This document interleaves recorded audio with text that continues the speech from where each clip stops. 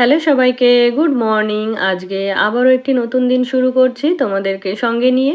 আশা করছি তোমরা সকলে খুব ভালো আছো আর আমরাও বেশ ভালো আছি। আজকের বারটা ছিল মঙ্গলবার আর এখন ঘড়িতে বাজছে ওই 7টা মতো। তো ঘুম থেকে উঠেছি ওই 6:30টার দিকে, উঠে নিজের মতো কিছুটা সময় কাটিয়েছি। তারপরে ওই যে রোজকার মতো একটু ওয়াকিং করেছি। তো মনে হলো স্নান হয়নি তো কি হয়েছে, একটু শাড়ি পরা যাক। তো সেই মতো চিন্তা ভাবনা থেকেই দেখো সকালবেলা উঠে শাড়ি পরে নিয়েছি। আর এই শাড়িটা যেন তো ভীষণ পাতলা, ভীষণ সফট। তো সেই জন্য পরে কাজ করতে কোনো অসুবিধাই হয় না। তাছাড়া আমি অন্যান্য যে শাড়িগুলো পরি ওগুলো একটু থিক টাইপের হয়। তো ওটা পরলে ক্যারি করতেও অসুবিধা বা একটু গরমও লাগে। আর এটা পরলে মনেই হয় না যে আমি শাড়ি পরে আছি। ভীষণ পাতলা শাড়িটা। তো যাই হোক, এদিকে দেখো ঠাকুর প্রণামটা সেরে তারপরে হচ্ছে বাসি ঘরটা ঝাড় দিয়ে নেব। ওই যে বললাম সকালে উঠেছি অনেকক্ষণ আগে, তবে কাজের মধ্যে ওয়াকিংটা করেছি আর ওই যে একটু বসে এদিক সেদিক ঘুরে টাইম পাস করেছি।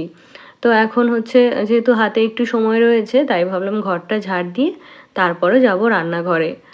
আর চাইলে কিন্তু কিছুটা সময় আগে ঘুম থেকে উঠে সংসারের সমস্ত কাজ কিন্তু গুছিয়ে নেওয়া যায়। তবে এখনও অভ্যাসটা তৈরি হয়নি, তবে অভ্যাসটা তৈরি করতে হবে। তো তারপরে দেখো ঘরটা ঝাড় দিয়ে চলে এলাম রান্নাঘরে। আর এখন ওই যে চাল ডাল নিয়ে নেব, ভাত আর ডালটা আগে বসিয়ে দেব। আর আমার এই সিঙ্কটা দেখতে পাচ্ছ একটু কালো কালো হয়ে আছে, ওখানে একটু অ্যাসিড জাতীয় কিছু পড়েছে। মানে ওই টাইলসগুলো একটু পরিষ্কার করা হয়েছে, তো সেইগুলোই আর কি পড়ে, যেহেতু স্টিল এটা, তো একটু দাগ হয়ে গেছে। তো এটা আবার কিছুদিন পরে এমনিই চলে যাবে। তো তারপরে দেখো এখানে চাল আর ডালটা ধুয়ে বসিয়ে দিয়েছি। তো ভাত আর ডালটা হতে হতে এদিকে সবজিগুলো আমি কেটে নেব। তো আমার গত ভিডিওতে কমেন্ট করেছিল ঝুমাদি ভাই, তো লিখেছে ধন্যবাদ কমেন্টটা পড়ার জন্য। আরও লিখেছে তুমি যে চাল ভিজিয়ে রাখলে ওইটা খুব সুন্দর।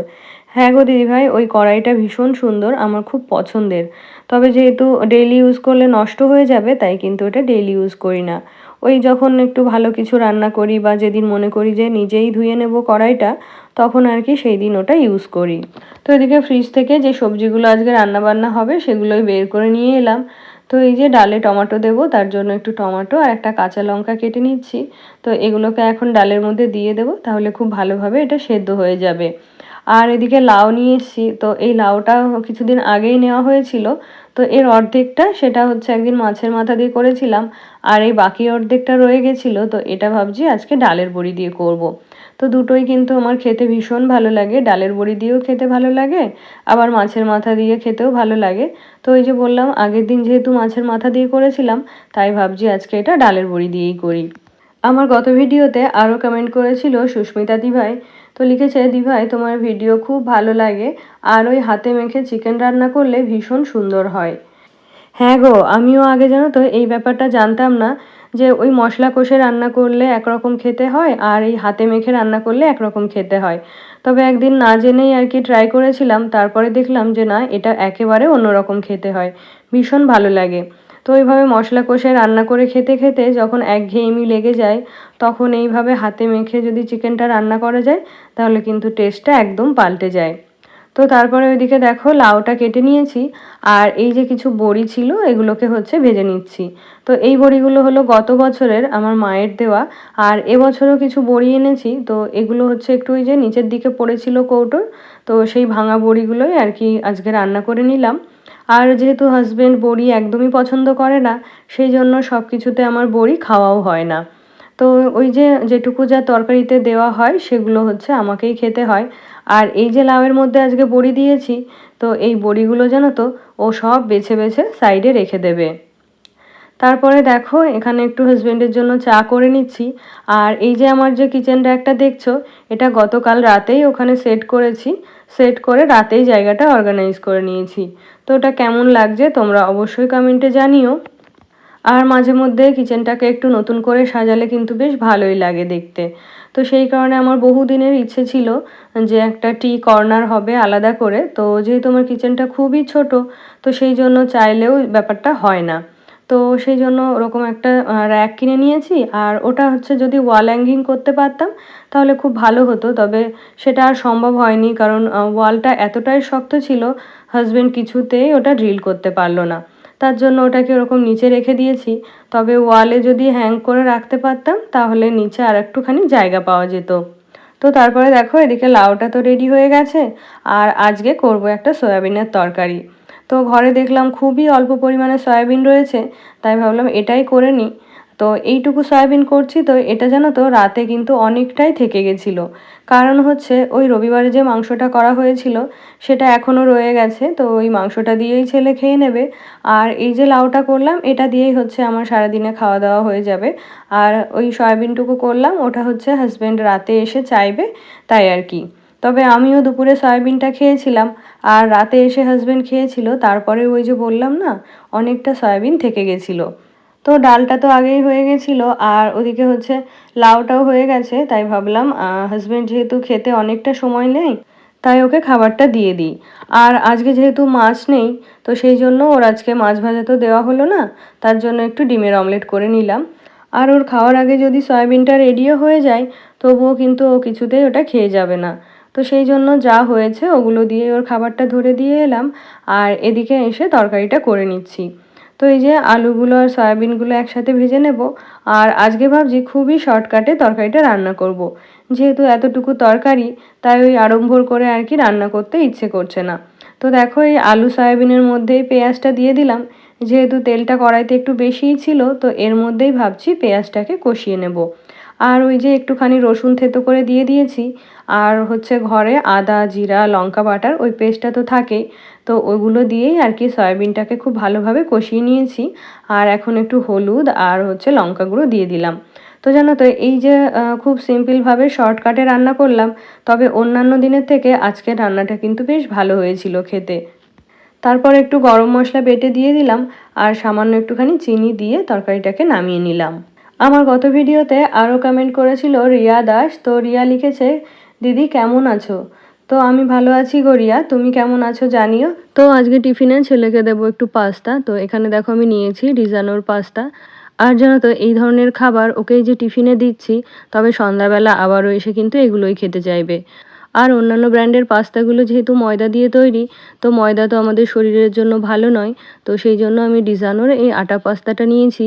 তো এটা তো ওকে স্কুলের টিফিনে দেবো, আবার যদি সন্ধ্যাবেলা খেতে চাই তাহলেও কিন্তু এটা খেতে পারবে, কোনো অসুবিধা হবে না, যেহেতু এটা আটা দিয়ে তৈরি। আর এটাতে কোনো আর্টিফিশিয়াল ফ্লেভার বা কালার নেই, আর এটা কিন্তু প্রিজারভেটিভ ফ্রি। তো চলো এবার পাস্তাটা তাড়াতাড়ি করে ফেলি। আর যেহেতু রান্নার পরে সমস্ত বাসন আমি ধুতে দিয়ে দিয়েছি, তাই পাস্তাটা তৈরি করার জন্য আমি এখানে ব্যবহার করছি আগারোর মাল্টিকুক ক্যাটেল। আর এই একটা ক্যাটেলেই কিন্তু সম্পূর্ণ রান্নাটা খুব সুন্দরভাবে হয়ে যাবে। তো দেখো ফার্স্টেই পাস্তাটাকে বয়েল করার জন্য একটুখানি জল দিয়ে দিলাম। আর এখন হচ্ছে পাস্তাটা সেদ্ধ হতে দেব সামান্য একটু নুন আর সাদা তেল দিয়ে। আর এই ক্যাটেলটার সঙ্গে রয়েছে স্টেনার, এগ বয়লার, এগ পোচার। তো এই ক্যাটেলটা তো মাল্টিকুক ক্যাটেল, তো বিভিন্ন রেসিপি কিন্তু এটাতে খুব সহজেই তৈরি করে নেওয়া যায়। তো এদিকে আমার পাস্তাটা সেদ্ধ হয়ে গেছে, আর ক্যাটেলের সঙ্গে একটা স্টেনার বাস্কেট ছিল, তো সেটার মধ্যেই জলটাকে ভালো করে ঝরিয়ে নিলাম। আর এখানে একটুখানি সাদা তেল দিয়ে যে ভেজিটেবলগুলো কেটে রেখেছিলাম সেগুলো এখন ফ্রাই করে নেব। আর এটাতে জানো তো ড্রাই বয়েলিং প্রোটেকশনের জন্য যখনই এর জলটা শুকিয়ে যায় তখন এটা অটো পাওয়ার অফ হয়ে যায়, যাতে করে খাবারটা পুড়ে না যায়। তো এটা ভয় পাওয়ার কোনো ব্যাপার নেই, কিছুক্ষণ পরে এটা আবার অটোমেটিক্যালি অন হয়ে যায়। তো তারপরে ওর মধ্যে দেখো কিছু সয়া সস চিলি সস দিয়েছি, আর সেদ্ধ করে রাখা পাস্তাটাও দিয়ে দিয়েছি। আর এর সঙ্গে একটু ফ্লেভারের জন্য দেব পিৎজা পাস্তা সস, আর দেব সামান্য একটু অরিগ্যানো। তো প্রত্যেক দিনই তো ছেলেকে একটু চিনির পরোটা বা নুডলস একটু অল্টারনেট করে দিয়ে থাকি। তবে অনেক দিন বাদে আজকে মনে পড়লো যে ঘরে আমার কিছু পাস্তা ছিল, তো সেটাকেই ওকে আজকে টিফিনে দিয়ে দিই। আর এটা তো ওই যে বললাম ভীষণ হেলদি। আর দেখো পাস্তাটা তো রেডি হয়ে গেল। তো এই পাস্তাটা আর ইলেকট্রিক ক্যাটেলটা তোমরা যদি বাই করতে চাও আমার ডেসক্রিপশানে লিঙ্ক দেওয়া আছে, তোমরা ওখান থেকে পারচেস করে নিতে পারো। তো চলো টিফিনটাও তো এদিকে রেডি হয়ে গেল, আর এখন ছেলেকে রেডি করিয়ে খাইয়ে তারপরে আবার ওকে স্কুলের গাড়িতে তুলে দিতে যেতে হবে। তো ছেলেকে দিয়েও এসেছি, তারপরে দেখো নিজের জন্য খাবারটা বেড়ে নিচ্ছি। তো এখনও এই লাউ আর ডাল দেখে আমার মনটা ভীষণ খারাপ লাগছিল। তো চাইলে একটা ডিমের অমলেট আমি তৈরি করে নিতেই পারতাম, তবে এত কিছু করার পরে আর ইচ্ছে করলো না যে ডিমের অমলেটটা তৈরি করি। তো ওই যে ছেলের জন্য যে চিকেনটা ছিল সেখান থেকে একটুখানি নিয়ে ওগুলো দিয়েই আর কি খেয়ে নিয়েছি। আমার গত ভিডিওতে আরও কমেন্ট করেছিল সামিয়া আক্তার। তো সামিয়া লিখেছে, শুভ দোলযাত্রা, তোমার দোলের দিনটা অনেক ভালো কাটুক। আর আজকে ভিডিওটা অনেক সুন্দর হয়েছে, আমার কাছে অনেক ভালো লাগে। তোমাকে অনেক ধন্যবাদ কমেন্ট করলে উত্তর দেওয়ার জন্য। Thank you go. আর কি বলো তো, কমেন্ট করলে উত্তর দেবো না কেন? তোমাদের সাথে কথা বলার এই একটাই তো মাধ্যম আমার। তারপরে দেখো সকালবেলা যে বাসনগুলো ছিল চায়ের, সেগুলোকেও এখন মেজে নিচ্ছি আর রান্নাঘরটাও সেই সঙ্গে ভালো করে পরিষ্কার করে নিলাম। তো আজকের মতো তো রান্নাবান্না কমপ্লিট হয়ে গেল। আর এখন এই বাসনগুলো ধুয়ে যাব নিচে। নিচে মাছওয়ালা এসছে, তো ওনার কাছ থেকেই কিছু মাছ রেখে নেব। আর রোববারের দিন হাজবেন্ড মাছটা আনে না, কারণ মাছ আনতে গেলে না অনেকটা বেলা হয়ে যায় আর অনেক জায়গায় ঘুরে ঘুরে ওকে বাজার করতে হয়। তো দেখি ওরও কষ্ট হয়ে যায়, তো সেই জন্য ভাবলাম যে বাড়িতে তো মাছ আসেই, একটু দাম বেশি হলেও ওখান বাড়ি থেকেই আর কি মাছগুলো রাখি। তো এখানে দেখো দু রকমের মাছ রেখেছি, একটা রুই মাছ রেখেছি আর একটুখানি পাবদা মাছ রেখেছি। তো এগুলোকেই এখন খুব ভালো করে ধুয়ে নেব। আর এখন ঘড়িতে ওই 11টা মতো বাজে। আর ছেলেকে গাড়িতে তুলে দিয়ে এসে খাবার খেয়ে উঠতে উঠতে কখন জানি 11টা বেজে যায় বুঝতেই পারি না। তো এই মাছগুলো ধোয়া হতে হতেই নমিতাদি চলে এসেছিল কাজ করতে। তো এই বাসনগুলো তো সব আমি নামিয়ে দিয়েছিলাম ধোয়ার জন্য।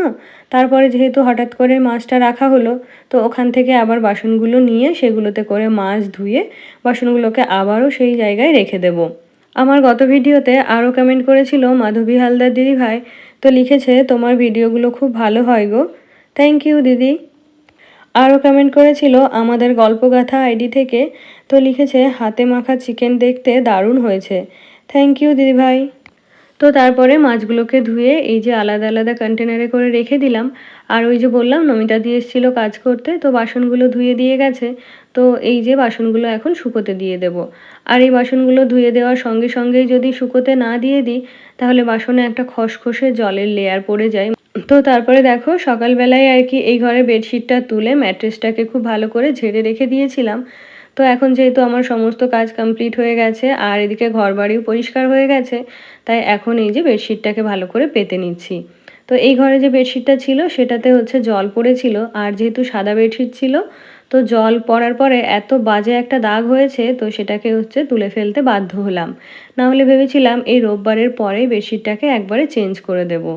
আমার গত ভিডিওতে আরও কমেন্ট করেছিল ভারতী শর্টস থেকে দিদিভাই, তো লিখেছে খুব ভালো লাগলো ভিডিওটা, পুরোটাই সাজানো গোছানো, অনেক শুভেচ্ছা আর শুভকামনা রইল বোন। থ্যাংক ইউ দিদি, তুমি আমার অনেক অনেক ভালোবাসা নিও। দিদি আরও লিখেছে খুব ভালো লাগলো বোন ব্লগটা, তোমার কড়াইটা আমার খুব পছন্দ, ভালো থেকো। হ্যাঁ গো দিদি, ওই কড়াইটা আমারও ভীষণ পছন্দের, তবে রেগুলার ইউজ করতে পারি না কারণ নষ্ট হয়ে যাবে সেই কারণেই। তো তারপরে ছেলে ওই যে ব্যাগ গুছিয়ে নিয়ে যাওয়ার পরে পড়ার ঘরটাকে ভীষণ আগোছালো করে রাখে, তো সেটাকেই এখন গুছিয়ে নিতে এলাম। আমার গত ভিডিওতে আরও কমেন্ট করেছিল সুপর্ণা সেন দিদিভাই বাংলাদেশ থেকে। তো দিদিভাই লিখেছে যে ইন্ডিয়ানরা কটার সময় অফিস যায়, জিজ্ঞেস করলাম কেন। এই মাছ মাংস ভাত খেয়ে আমাদের বাংলাদেশে অফিস তো শুরু হয় 8টা থেকে আর স্কুল 7টায় গেট বন্ধ হয়ে যায়, তাই এই ভাত মাছ মাংস খেয়ে কেউ অফিসে বা স্কুলে যায় না। ও আচ্ছা, জেনে খুব ভালো লাগলো গো। তো আমাদের এখানে এরকমটা নয়, আমাদের এখানে হচ্ছে ওই 10টা থেকে 11টার মধ্যে সরকারি স্কুল অফিস সব শুরু হয়ে যায়। আর স্কুলের ক্লাস তো ওই 11টা থেকে শুরু হয়, তবে যারা অফিসে যায় তাদের ওই 10টার মধ্যে কিন্তু পৌঁছাতে হয়। যেমন আমার হাজব্যান্ডের অফিসের রিপোর্টিং টাইম হলো 9:45 থেকে 10টা। তো আমাদের এখানে বাড়ি থেকে যদি অফিস বা স্কুল দূরে না হয়, তাহলে প্রায় সকলেই ওই ভাত ডাল মাছ মাংস খেয়ে অফিস যেতে পারে। থ্যাংক ইউ দিদিভাই ভিডিওটা দেখার জন্য আর সময় করে ভিডিওতে কমেন্ট করার জন্য। তো তারপরে পুজো কমপ্লিট করে এই যে ঘরে চলে এলাম, তো কিছু জামা কাপড় ছিল ভাঁজ করার, তো সেগুলোকে এখন ভাঁজ করে গুছিয়ে রেখে দেব। তো এই 12টা থেকে একদম 4টে পর্যন্ত এই পুরো সময়টুকু হলো আমার নিজের সময়। আর এর মধ্যে শুধুমাত্র আমাকে ওই খাওয়া দাওয়া করতে হবে দুপুরের, তাছাড়া 4টে পর্যন্ত কিন্তু একদমই আমি ফ্রি।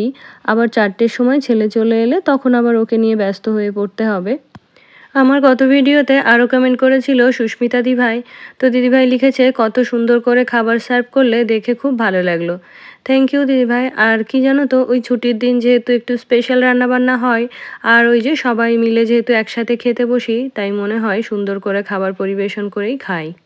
আমার গত ভিডিওতে আরও কমেন্ট করেছিল বন্দিতা অ্যান্ড মাদার্স ব্লগ থেকে দিদিভাই, তো লিখেছে খুব সুন্দর হয়েছে চিকেনের কালারটা, আমারও একদিন হয়েছে দই কাতলা করতে গিয়ে দেখি কাজু বাদাম অল্প আছে, খুব ভালো লাগলো ভিডিওটা। হ্যাঁ গো দিদিভাই, আমারও স্পেশাল কিছু রান্না করতে গেলে দেখি কিছু না কিছু মিসিং থাকেই। তো এখন এই যে হাজব্যান্ডের জন্য টিফিন তৈরি করতে এলাম, তো ভিডিওটা আর বড় না করে এখানেই শেষ করছি। তোমাদের সাথে দেখা হচ্ছে নেক্সট ব্লগে। টাটা।